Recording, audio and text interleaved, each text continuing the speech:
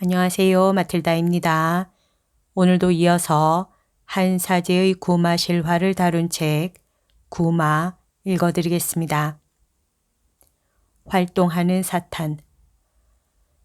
사례. 사탄에 대한 교황 바오로 6세의 말씀.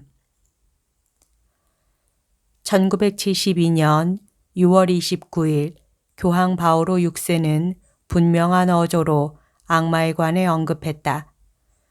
어떤 틈새 사이로 사탄의 연기가 하느님의 성전 안까지 들어온 느낌을 받습니다.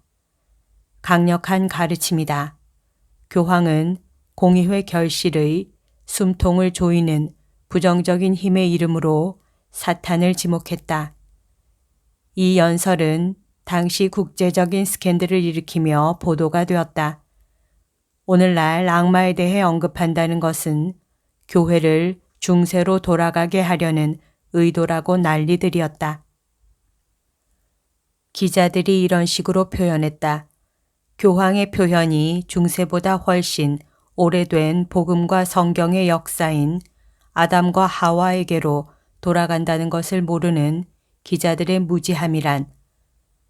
몇 달 뒤인 1972년 11월 15일 교황은 일반 아련에서 성경과 교회의 가르침 속에 나타나는 악마에 대한 주제에 대해 분명하고도 완전하게 다시 한번 언급했다.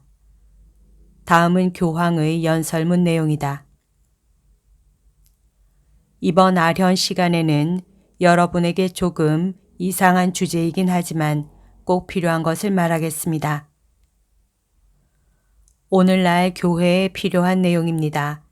하나는 오늘 아침에도 저의 주의를 환기시킨 힘들고도 이상한 방어에 대한 것입니다. 누구를 반대해 방어해야 할까? 저는 혼자 곰곰이 생각해 보았습니다.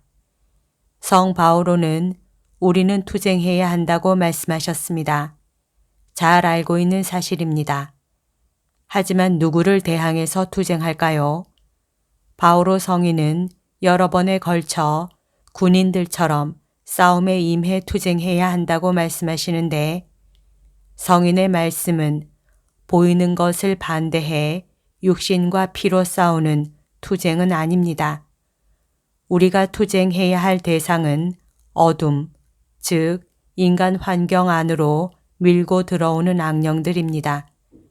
악마를 대항해 싸워야 하지만 현대는 이런 대항이나 싸움에 관심을 보이지 않고 있습니다.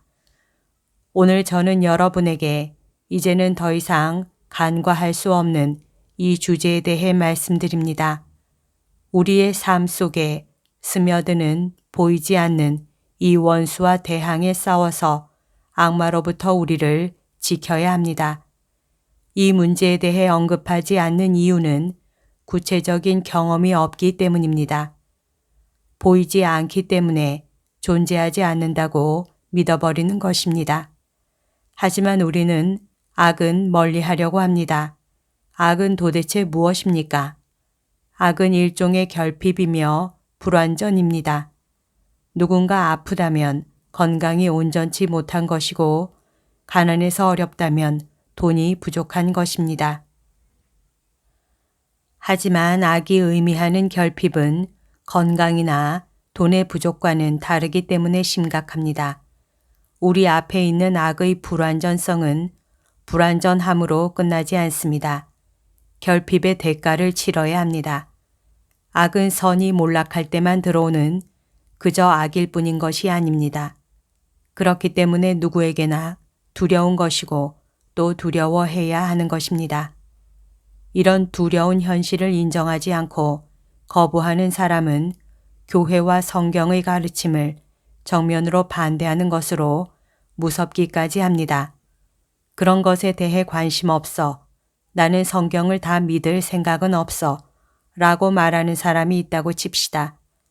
왜 복음에 악마에 대한 주제가 많다는 사실을 외면합니까? 여러분이 베일에 쌓인 악이 엄연히 존재한다는 사실을 인정하고 알고 싶어 해야만 저도 여러분에게 악을 대하는 심리학적이고 환경적이며 복음적인 정신에 대해 알려드릴 수 있고 여러분이 악의 세력에 대항할 결심을 새롭게 할 수 있습니다. 여러분을 상상이나 미신 속으로 밀어 넣으려는 게 아닙니다. 악은 현실 속에 분명히 있고 복음은 악에 대해서 가르치고 있습니다. 복음이 많은 부분을 할애하면서까지 악의 존재에 대해 언급하고 있다는 사실을 다시 한번 말씀드립니다. 세상과 우리의 삶, 구원을 위한 그리스도교의 정확한 개념을 이해하기 위해서라도 이런 악에 대한 경고는 중요합니다. 그리스도께서는 친히 이런 중요성을 보여주셨습니다. 몇 번이나 경고하셨습니까? 첫 번째, 주님께서 복음의 역사적 활동을 하시면서 악의 존재가 있다는 사실을 스스로 증명하시려고 세 가지 유혹과 투쟁하는 의지를 보여주셨습니다. 이는 복음에서 가장 신비한 에피소드이면서 큰 의미를 부여해 줍니다. 러시아의 유명한 대문호 도스토옙스키는 그리스도께서 당하신 세 가지 유혹을 자신의 작품의 모티브로 삼아 교리 교육적 입장에서의 유혹에 대해 가르칩니다. 그리스도께서 굶주림을 겪으셨다는 것은 무슨 의미입니까? 현대의 물질주의는 먹는 것에 집중되어 있고 개인이든 국가든 먹잇감을 더 확보하지 못해 난리입니다. 그리스도께서는 영적인 유혹도 당하십니다. 그쪽으로 뛰어내려 봐라. 천사들이 하느님의 아들을 구해줄 것이다. 영적인 오만함을 보입니다. 세상을 보아라. 내가 원하기만 한다면 이 세상의 우두머리가 되게 해주마. 이것은 교만을 가득 담은 말입니다. 예수님께서 이렇게 말씀하십니다. 사탄아 당장 물러가라. 그런 뒤 천사들이 와서 그분의 시중을 들며 도와드립니다. 정말 경탄할 만한 일입니다. 성경 주석가들조차 복음의 이 부분에서는 놀라움을 금치 못합니다. 예수님이 악의 이름에 대해 3번이나 언급하시는데 흘려 들어서야 되겠습니까? 당신이 대항할 대상을 악마로 언급하시면서 세상의 지배자로 단정 지으십니다. 누가 세상의 지배자입니까? 세상의 지배자는 악마라고 예수님께서 말씀하십니다. 우리는 모두 어둠의 지배에 놓여 있습니다. 어둠은 우리를 불안하게 하고 유혹하며 병들게 하고 불신하게 하며 악한 사람들로 만듭니다. 그리고 복음의 여러 장면들을 읽다 보면 악령 들린 이들이 여기저기 나타나고 예수님께서 그들을 치유하십니다. 성 바오로는 이런 예수님의 말씀을 인용해 고린토 신자들에게 보낸 둘째 서간에서 악마를 세상의 신으로 표현합니다. 하느님이라는 모든 존재 중의 최고 이름을 바탕으로 참으로 적절하게 악마를 규정지었습니다. 사도는 악마를 세상의 악신이라고 지칭하면서 제가 처음에 여러분들에게 말씀드린 내용에 대해 경고합니다. 즉, 어디에 있는지 어떻게 생겼는지 모르지만 우리는 악령에 대항해 싸워야 한다는 것입니다. 그리고 그는 이런 원수를 대항해 싸우는 방법과 방어 태세를 어떻게 지닐 수 있는지 가르치고 있는데 그것들은 우리가 방심해서 지나쳤을 뿐 이미 모든 그리스도교 문학에서 발견되는 내용입니다. 친애하는 신자 여러분, 교회 전례에서 악마의 여러 이름들이 호명되는 순간을 알고 계십니까? 현재 우리가 사용하고 있는 세례 성사 예식서에는 그 전에 실려있던 구마 예식을 지나치게 축소시켰습니다. 이런 축소 형태의 예식서가 과연 현실적이고 바른 판단이었는지 저는 잘 모릅니다. 그러나 축소되었다는 사실은 잊지 않고 있습니다. 세례 성사는 주님의 섭리에 따르는 첫 번째 활동으로 이를 통해서 죽음과 인간의 원수인 사탄을 멀리하게 됩니다. 왜 그렇습니까? 첫 번째 조상인 아담이 원죄를 저지르기 전에도 악의 주인공은 악마였으며 오로지 그리스도께서 우리를 구원하실 수 있었습니다. 이 역사는 지금까지도 계속되고 있어서 원죄는 우연에 의한 결과나 잘못에 의해 전파되는 것이 아니라 세대를 거쳐 계승되는 죄입니다. 태어났다는 것은 하느님의 품에 있다는 의미보다는 악마의 품에 있다는 뜻입니다. 세례 성사는 이러한 노예 상태로부터 우리를 풀어주고 자유롭게 하여 하느님의 자녀가 되게 합니다. 결국 첫 번째 우리의 원수는 악마입니다. 신자 여러분, 악마의 걸작이 무엇인지 아십니까? 우리가 우리 자신의 자유의지를 스스로 반대하도록 유혹하는 기술을 지녔고 이것을 사용한다는 것입니다. 악마는 절대적인 유혹자입니다. 이런 방해자, 어둠의 존재이며 배반자는 아직도 활동하는 존재임을 잊지 말아야 합니다. 보이지 않는 원수는 불행과 잘못, 몰락, 인류 역사의 타락이라는 씨앗을 뿌리며 돌아다닙니다. 성경에서 언급하는 밀밭에 가라지를 뿌리는 원수의 비유를 기억해야 할 것입니다. 농부와 종들은 도대체 누가 이 세상에 악을 심었단 말인가 하고 놀라워합니다. 주인은 곧 하느님의 형상을 의미하는데 그는 원수가 이 일을 하였다 라고 합니다. 세상에 뿌려진 악의 씨앗은 개별적이고 광적인 의미를 지니고 있지만 하느님께서 악을 무력화시킬 뿐 아니라 우리를 지켜주십니다. 가라지를 뽑아내지 마라. 가라지를 뽑다가 잘못하여 밀까지 뽑아낼 수 있기 때문이다. 어느 날인가 마지막 날이 오면 분명히 선별해낼 것이며 이것은 마지막 심판이 될 것이다. 악은 처음부터 살인이며 거짓의 대부라고 불립니다. 사람이 지닌 윤리적 균형을 교묘하게 지배하려고 하는 교활한 악마는 우리 안에서 끈질기게 유혹하는 사기꾼이며 저와 여러분의 심리 안에서 환심을 사는 법을 알고 있습니다. 즉 우리의 심리 속으로 들어오는 문을 찾아내고 감각과 상상, 유토피아적인 논리의 욕정을 타고서 무질서한 사회관계, 나쁜 친구들, 세상의 불순한 이데아들을 통해서 교묘하게 환심을 사며 흘러들어 옵니다. 우리들 활동 속에 들어와서는 신체 구조 혹은 성의 영감이 되는 본능적이고 정신적인 구조를 이탈시켜서 겉으로 보기에도 해를 끼칩니다. 우리의 심리에 환심을 사기 위해 우리의 조직을 이용합니다. 악마의 영향은 개인 혹은 공동체나 사회 전반에 드러나기도 하고 일어나는 사건을 좌우하기 때문에 현대 가톨릭 교리서는 이에 대해 폭넓은 장을 마련해야 하며 재연구가 필요합니다. 현재는 이런 사안의 거론조차 회피하지만 앞으로는 가톨릭 교회의 매우 중요한 장을 차지하게 될 것입니다.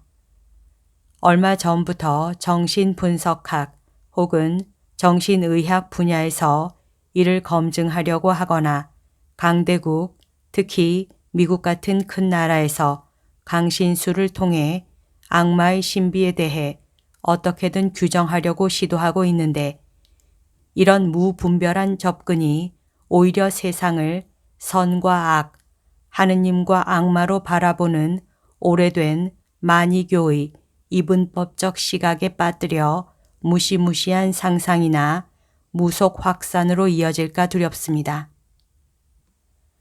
쉽게 그렇게 생각할 수 있습니다.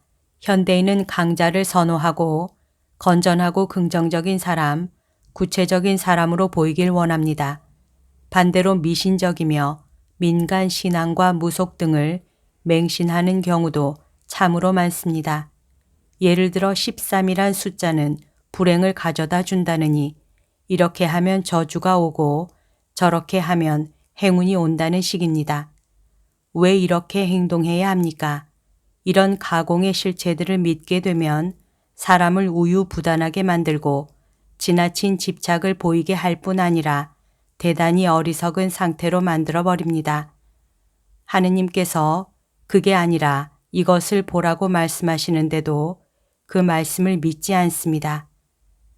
악마에 대해 언급하는 가톨릭 교리는 불확실하지만 악마의 유혹을 받는 우리에 관해서는 분명하게 말합니다. 악마의 존재가 그 숫자를 헤아리기 어렵다는 사실은 우리의 호기심을 대단히 자극합니다. 악마는 한 개체가 아니라 복수 개체들입니다. 게라사 지방의 악마 들린 사람을 기억해 봅시다. 이름이 무엇이냐? 내 이름은 군단이다. 군단이란 무슨 뜻입니까? 예수님께서 해방하신 불행한 사람 속에 숨어있던 악마들의 수를 뜻합니다. 악마들은 돼지떼 속으로 들어가 돼지떼가 겟네사렛 호수에 빠져 죽게 하여 가축을 치던 사람을 크게 절망하게 만들었습니다. 이제 두 가지 질문에 답할 차례입니다. 먼저 악마를 알아볼 수 있는 표시는 무엇입니까? 악마의 존재를 나타내는 표시가 과연 있습니까? 두 번째 질문은 위험한 함정으로부터 우리를 방어하는 방법은 무엇입니까? 이에 대한 답은 상당히 길겠지만 즉시 다루어 봅시다. 첫 번째 질문에 대해서는 대단한 주의가 필요합니다. 어떤 표시가 있는가? 주의할 것은 악마의 표시들이 드러나더라도 함부로 단정해서는 안 된다는 것입니다. 교부들조차 그랬습니다.